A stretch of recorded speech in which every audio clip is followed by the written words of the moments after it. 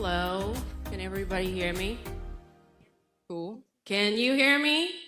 Yes, thank you. Thank you for being here on a Saturday. It's not like you're missing out because it's overcast outside. And today's going to be very informative, very valuable. And then there's a lot of forums that we're going to go through today. And then don't forget to go to networking, career expos, and then a lot of vendors out there. So take your time, enjoy today.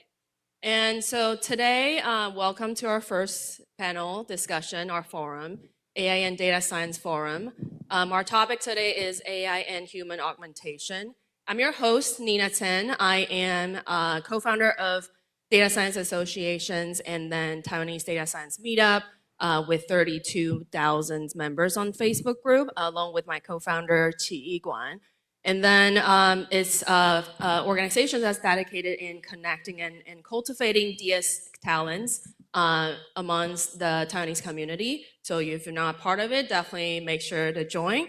And today it's my pleasure to be on the stage with these three seasoned AI DS practitioner. And then with me, we have Juchen Xie. He's Chief Technology Officer at Xing US. And we have Zhenping Yu, Engineering Manager at Google. And then we also have Wei Zhong Wang, Chief Marketing Officer and GM at Kdan Mobile. So today we're going to talk about AI. And artificial intelligence has been a really hot topic today or this year. And I'm pretty sure people in the audience, you probably have used and played ChatGPT, and maybe asking questions such as, what is the meaning of life? Or giving it prompts to things like, write me an opening for a panel discussions I'm hosting. Today we're honored to have these practitioners on stage where we'll talk about how AI has brought really brought convenience to our life and also created opportunities in various different business sectors. And we'll also talk about what are some of the concerns or risks that keep them up at night, as well as give advice to people who are wishing to pursue a career in AI. So without further ado, I know I've been talking a lot. I'm going to pass the microphone over. Can you all tell us a little bit about yourself? What do you do and how is it related to AI? Hi, everyone. My name is Chen Ping. Really happy to be here. My background is primarily in computer vision, machine learning research. I became an entrepreneur about six years ago. I was the founder of Fire, an AI-powered AR navigation software company over 6 years, and now I'm at Google. Really excited to share some experience with everyone. Well, good morning, San Francisco. I came all the way from Southern California. My name is Wei Zhong Wang. Thank you very much, Nina, for your kind introduction. I do possess a somewhat different background because I'm an academically trained economist. And as Nina said, that I am the co-founder and currently carrying the title of Chief Marketing Officer at Kdan Mobile Software. Very glad to be here. Now, with respect to artificial intelligence and data science, I think we all know that the change is coming. But I wanted to say that I bring maybe a somewhat different perspective to the table because I wanted to focus a little bit more on the commercial applications rather than talking about like hardcore engineering stuff because obviously that's not my background. But I think that I will have an opportunity to learn a lot from this particular panel as well as from the networking opportunities with all of you, and I look forward to that. Yeah, thank you all for joining us today. So our first question for today is, so AI applications and programs has been around has been seeing huge growth in recent years. But actually the research and development has been going on for many, many decades. So I'm also curious, what do you see have been the most breakthrough or advancement in the past decades? And what do you think, how have they shaped our life or the industry? Nina, I'm sorry I have to ask. Can you repeat the question again? So what are some of the breakthrough advancements you've seen and how have they shaped our lives or business? Right. So on the more historic and technical side, I think what really made AI what it is today started with 2 or 3 major things. One is the beginning of deep learning back in 2012. That started with a paper, I think it was called ImageNet Classification with Deep Convolutional Neural Networks. And that word deep is what really coined to deep learning. And several authors on that paper, really important. The first person is Alex Krzyzewski. His name became the name of AlexNet, the network that paper created, which is the foundation network for most deep learning networks ever since. And the first GPU implementation of deep neural network, which now everything uses the GPU. The second author on that paper is also very interesting. His name is Ilya Sutskever, I believe. He is the co-founder and chief scientist at OpenAI. So recently there's a news about how I think Elon Musk poached him from Google, and that Larry Page was really unhappy about that. And I think that's the guy. And the third person, Jeffrey Hinton, is a godfather in the AI area. So that paper was defining. And then the transformer paper that happened, I think 2017, that came out of Google. And why is that really important? Because that is the backbone of what GPT is. ChatGPT, as we all know, GPT actually stands for Generative Pre-trained Transformer. And that's because of the transformer architecture, which allowed long-term dependency to be kind of solved in a language model. And then we have now ChatGPT. So all these are kind of breakthroughs that happened during the history of the development. I think those are really important. Actually, quick question. Can you repeat what does GPT stand for? Yes. I don't know. GPT, all important, all the keywords now are all the buzzwords. The first G is generative AI, generative. P as a pre-trained, and then T is transformer. Okay, thank you. Quick round of applause. Who knows GPT stand for? Raise your hand.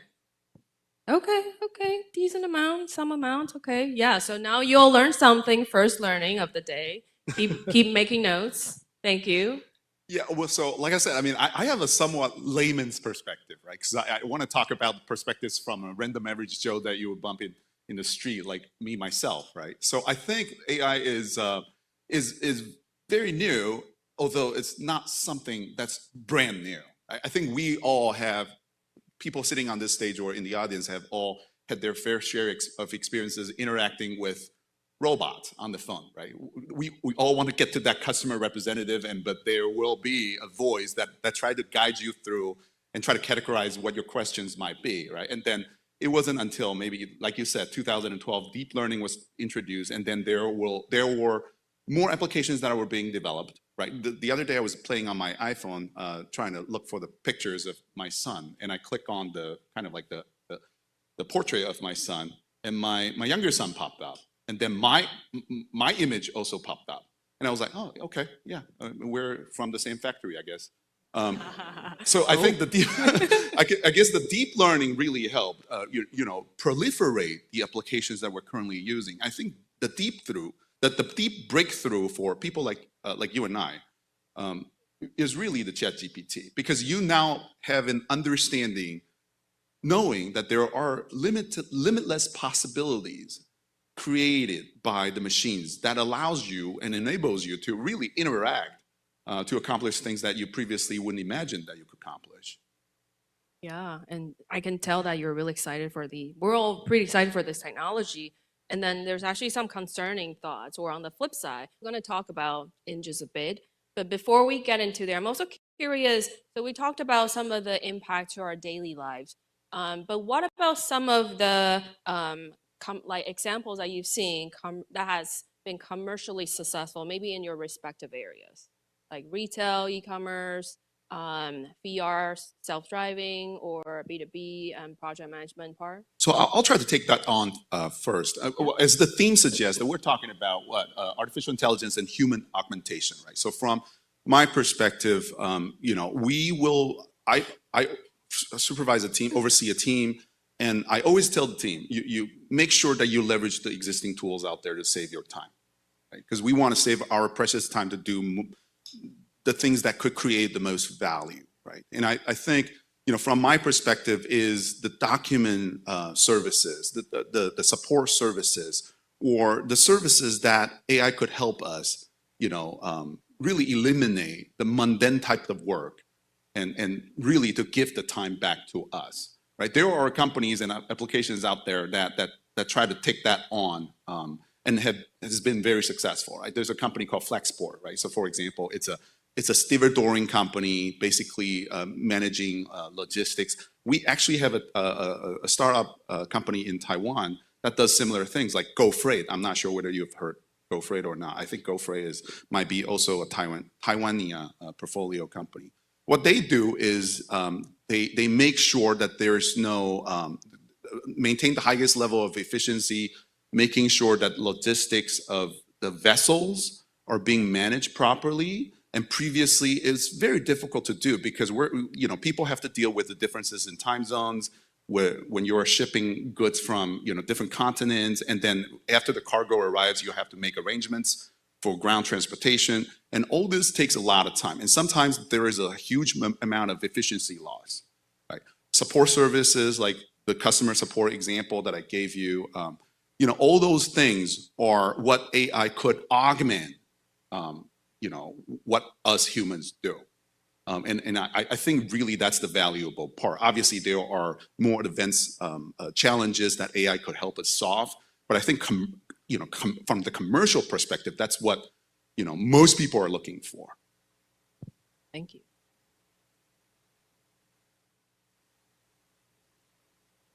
AI, I think there's a lot of application, especially revolutionized or enabled things like self-driving a couple of years ago. I want to say it's a couple of years ago because it used to be very, very popular. And then until all the companies kind of went out of business a couple of years ago. I think what's left right now is Cruise and Waymo. Waymo, yes. They're everywhere in San Francisco. Yeah.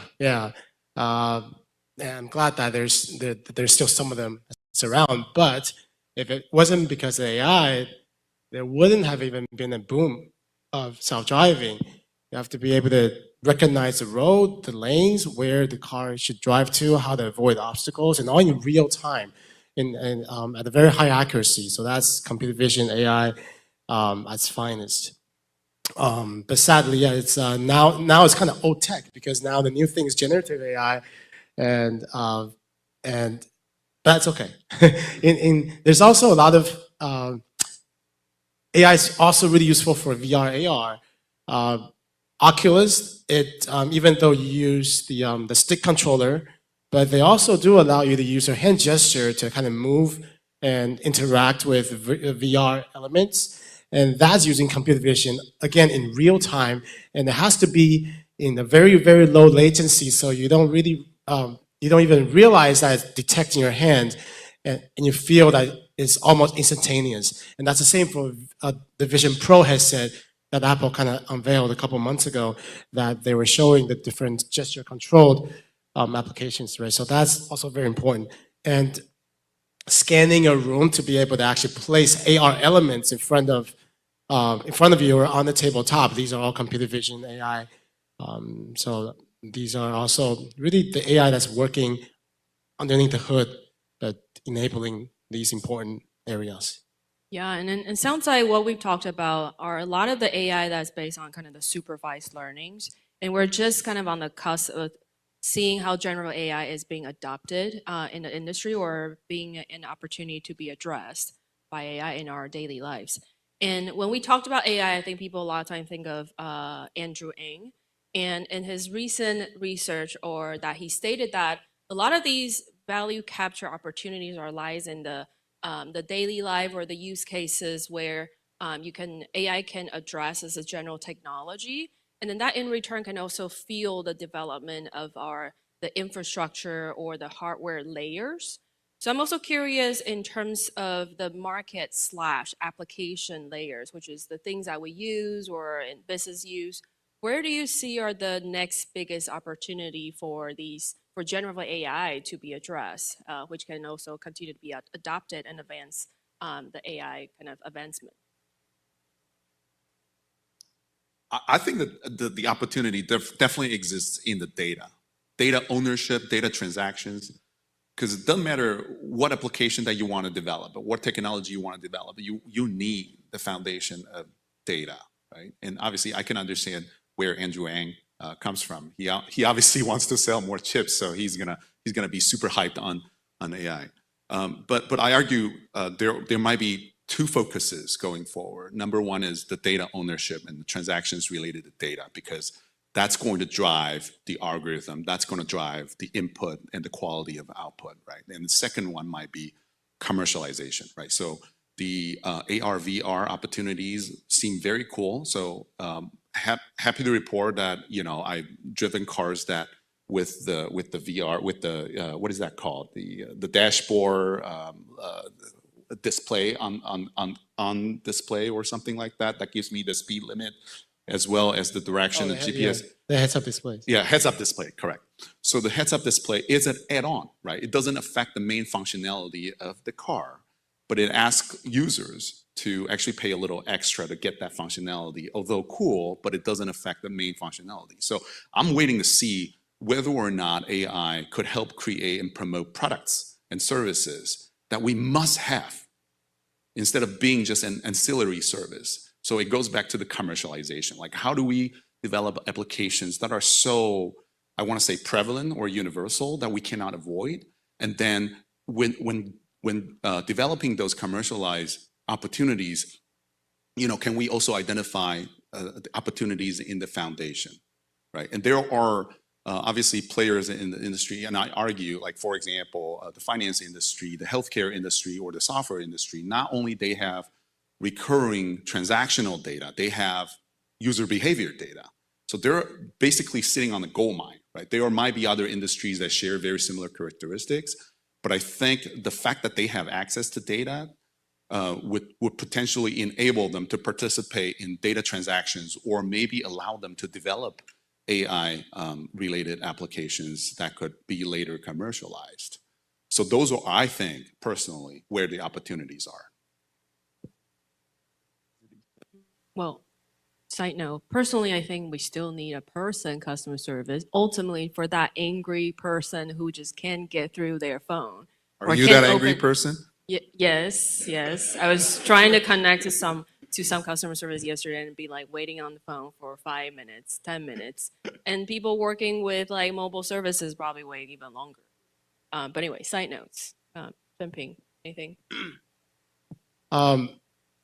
I also think there's a lot of opportunity on the applications of generative AI side, but then we're eating into the generative AI section too much, which is a later section. So I'm gonna kind of come back to AR, VR. Who cares about them? I didn't say that. So yeah, I still think AR, VR is, even though metaverse is kind of a very polarized, people has polarized opinions about metaverse, but it is an opportunity.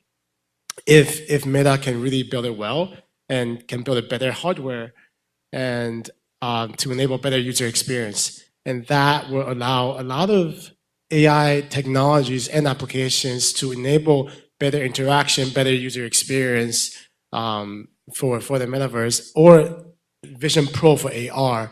And because there's, again, like I said, there's a lot of AI involved in order for you to feel like there's actual something, augmented reality in front of you that feels like part of the real world. And in order for that to happen, there's many parts of AI that has to run in real time at the same time, and in a very small form factor using a very small chipset. As we all know, ChatGPT, these type of models take many GPUs to run, and that's very expensive. But when you have an AR, VR device like a headset, you don't have that many GPUs. In fact, you have like a Qualcomm chip in it, and that has to sustain all the computation. So I think there's a lot of AI opportunities for VR. Do you think the hurdle is with the computing power, and to avoid the latency, and to better the user experience? Both, I think. Qualcomm and the chip makers, they're trying to make more powerful AI-specific accelerator chipsets.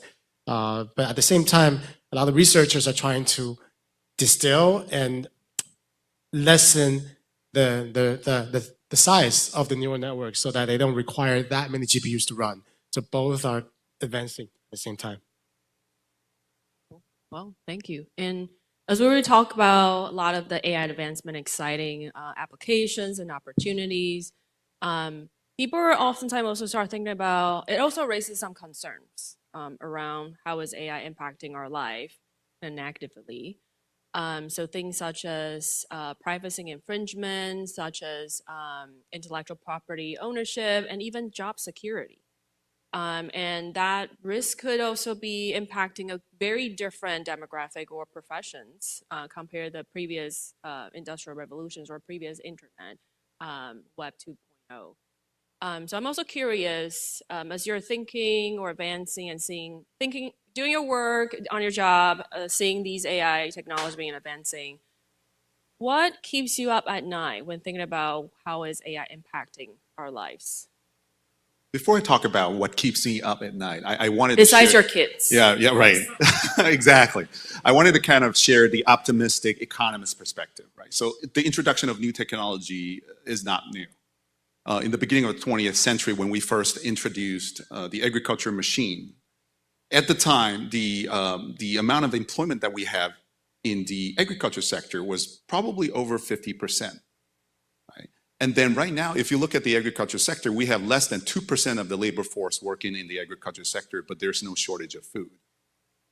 And we don't have that much unemployment. I mean, last time I checked, the unemployment rate was like 3.7%, right? So, and fast forward to 1970, first, when we introduced ATM machines, all the bank tellers were freaking out, right? My aunt retired in the early 90s because she didn't want to deal with this new thing called email. Right? And I imagine 20 years from now, looking back, we would laugh at the AI thing that we're talking about right now, thinking, oh, this is a common stuff, right? So that's the optimistic economist perspective, letting you know that people are, I think, creative enough, human beings are creative enough that we will always find a way. What keeps me up at night is that I don't think that people understand what it takes for AI to be improved upon or more efficient and effective.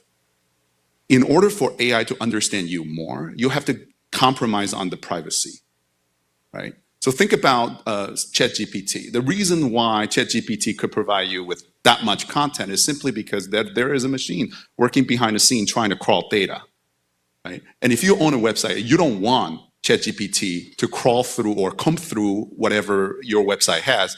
You could actually block it, just focus on GPT bot, and you don't let GPT bot, and there are ports that you could actually lock up.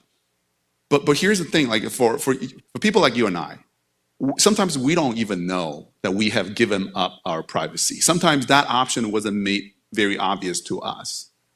And for the sake of, inconvenience.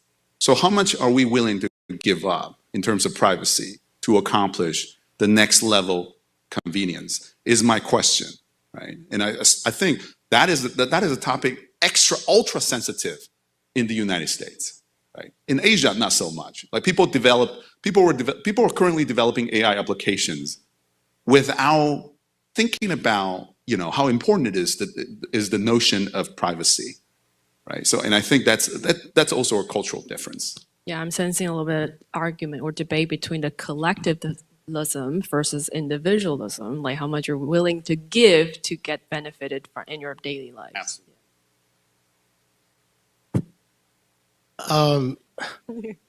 I'm really worried about AI taking over the world. I'm just gonna say it. And that's also a polarized topic between some big names. Right. I think Elon Musk and somebody else, they take opposite opinions. And as a former researcher in AI, I was working on computer vision, and I remember a couple of years ago when this discussion was really, really hot. And that was before ChatGPT, and I was thinking, well, we're still trying to figure out where the lanes are, where the roads are, and trying to get 70% accuracy in detecting objects.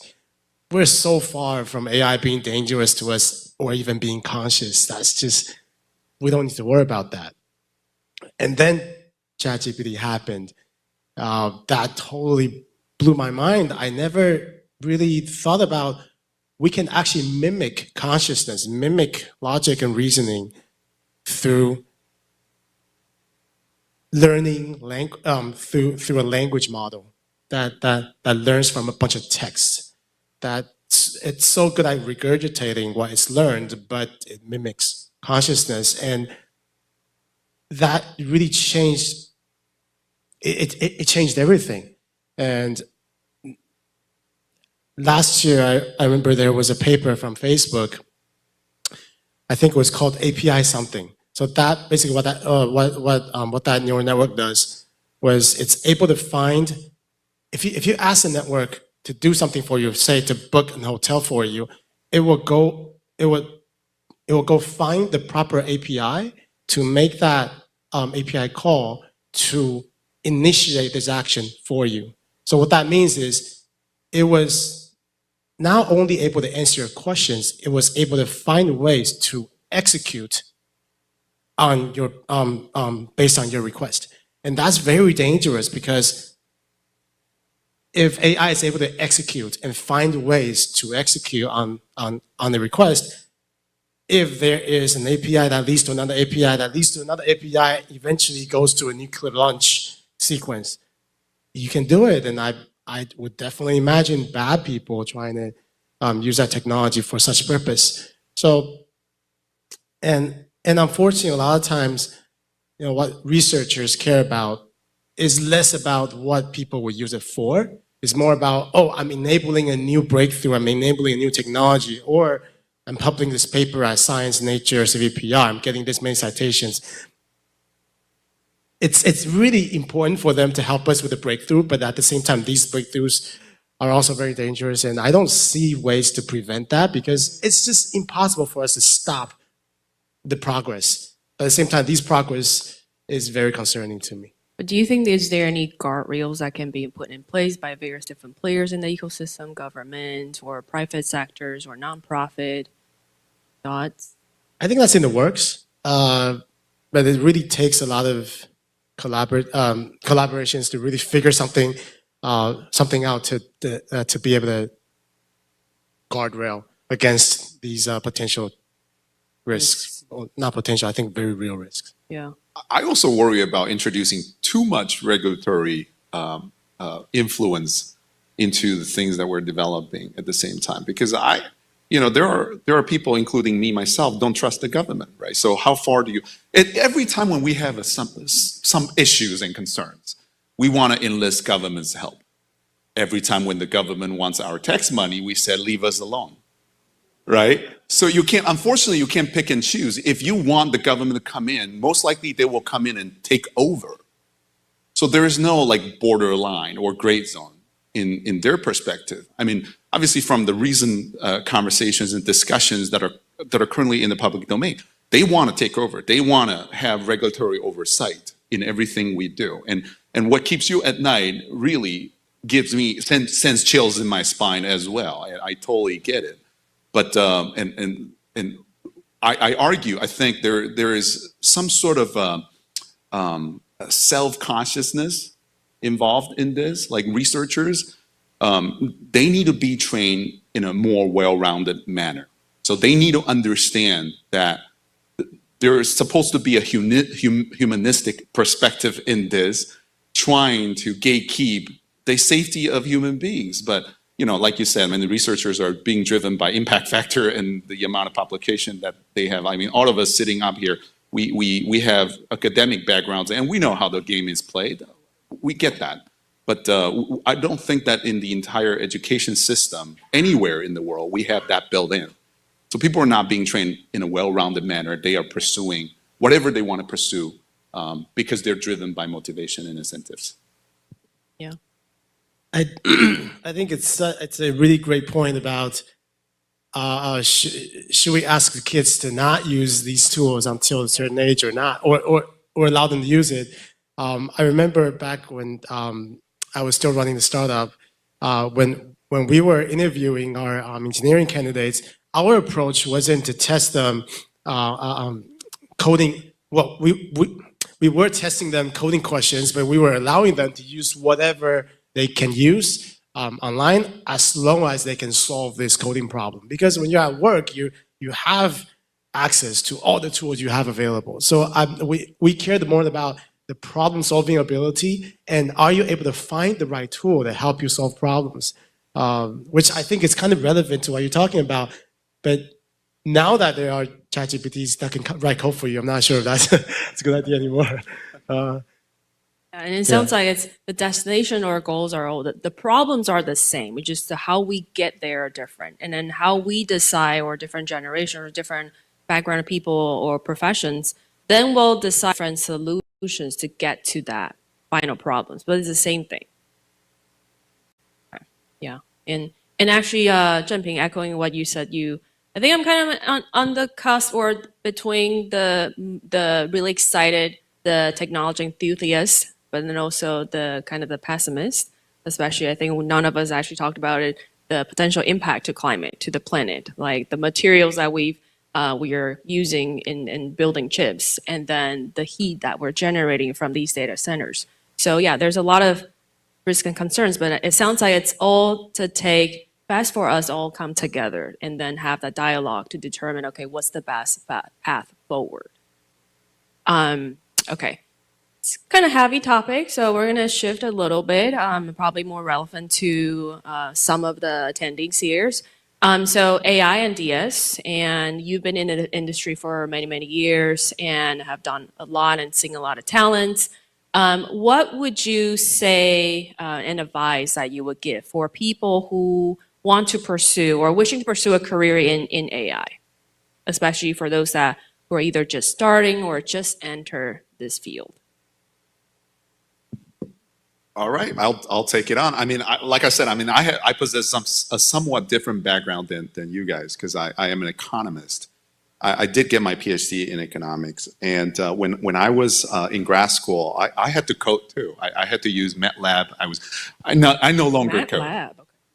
I no longer code, but I have long recognized the importance of data. Right. So economists, as you know, we heavily use econometrics model to deal with applied research, back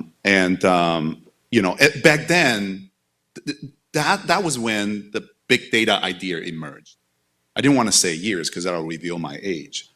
But when I was dealing with the data, I mean, everybody was so hyped about big data, and I look at my field. The econometrics research, for example, has existed for decades, right? So when we didn't have the quality of data, we had to resort to the explanation of biases. We have to get a very good handle on the biases before we can make meaningful predictions and forecasts. And then fast forward to 2014 or 15, I recognized and acknowledged the importance of data. So within my team, the marketing team at Kdan Mobile Software, I started building a data team. So the data team focuses on the data analytics issue, right? So when I was hiring, I focused on trying to find talents with an aptitude in data, numbers. I was looking for people with numerical sense, right? If you recognize and acknowledge the importance of data, and then we could talk about something else, right? If you don't understand what data means, then this is probably not for you. And I would argue that in the business world, it doesn't matter what position you are, what function you are, you're probably going to find it very difficult to steer away from data, right? So yes, I understand that I'm supposed to be giving you career advice on pursuing a field in data science. And I think all of you, knowing this is where your passion is, you have the aptitude, you have the numerical sense in data. But I would argue, in order for us to build a more effective linkage between the data science, the field of data science, and business applications, you need to be the translator. You need to be the one that could effectively communicate whatever concepts or insight that you could get and obtain from the data that you're dealing with, to let the leadership team know, to let the managers know, this is important. Let data drive your decision. So we talked about data-driven approach. Actually, I actually like the phrase better, data-validated approach. I like that phrase better than data-driven, because we're providing evidence and foundation for decision-making process, and that's how we drive progress. Or data informed. I used to tell my team data informed versus data driven, because you Right. want to gather enough information so then you can make informed decisions. Right. So my career advice would be to really cultivate yourself with the sense of knowing communication is important. How do you communicate with people who are in the capacity of making decisions that your insight is actually valuable? Too many of us have stuck our head in the data, mining tasks, trying to identify trends and patterns without understanding. You know what? In order for us to get to the promised land, you gotta really communicate your insight more effectively. The storytelling. Correct. Yeah. We'll do sequence. Yes. We'll do this way. Or rock, paper, scissors. Okay, so I echo very much about data, understanding data, storytelling, super important. So since you covered the storytellers aspect, I'll cover more of if you want to get into AI, on a more engineering aspect, is that in order to really understand the data and tell an important story, how do you extract information, important information, and filter out the non-important information from the data you're working with? And that really depends on the wealth of AI techniques that you understand. So I view this almost like how you're kind of fighting a boss, a monster, like in 武侠小说. You have a lot of different techniques. Certain techniques work with this boss and certain does not. But if you only have one technique that you're likely not going to be tackling a lot of battles. And so that's why you need to master yourself with many, many techniques in order for you to know which techniques work with what kind of data, what kind of problem. And that way, whenever you have different kind of data you're working with, you'll be able to utilize this wealth of techniques that you know. And so that's why it's important to really get into learning and practicing and doing different projects using different AI techniques. What are some of the top 3 technical techniques you think people should focus on now? You don't have to answer. Yeah, I'm a former engineer, so I'm not a very good person to talk about that anymore, but that's a general idea. Yes. Thank you. I have one thing that I wanted Yes. to add. I think the current education system doesn't support what we're envisioning. Because you see, Would you like to everybody- go back to right? school? Yeah, right. Because everybody needs to pick a major, right? And within that major, you don't get to really open your mind, right? You have to eat up all these courses on the menu, which doesn't really cultivate your skills of trying to learn something that you don't know, like, right? I mean, right? Because, obviously jobs that existed 20 years ago don't exist today. And most likely jobs that will exist 20 years from now, right? You see what I mean? So we don't have an education system that allows all these young professionals to go out there and train themselves to learn things that they don't already know, because we're throwing things upon them. And I think that is the skill that I most value as a person sitting on the other end of the hiring table. And I think we all are. But I think it's a challenge, especially for young professionals, to demonstrate that skill of being adaptive, being willing to learn new things. Mm-hmm. How do you do that? Challenging. Well, with that, thank you so much for the speakers today, and thank you all for being here. That's it for our forum. And if you want to hang out or meet our speakers and myself, we also have at 2:30 have a networking event hosted by DS Data Science Association. So thank you all. Let's give a round of applause to our speakers. Thank you. Thank you. Thank you.